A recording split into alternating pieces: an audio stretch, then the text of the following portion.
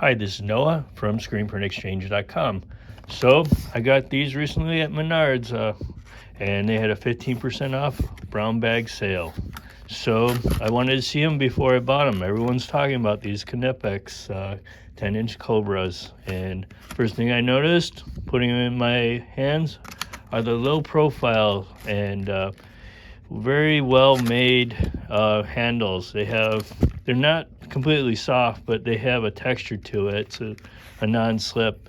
So I have small hands, and I'm sick of getting my hands pinched on my channel locks.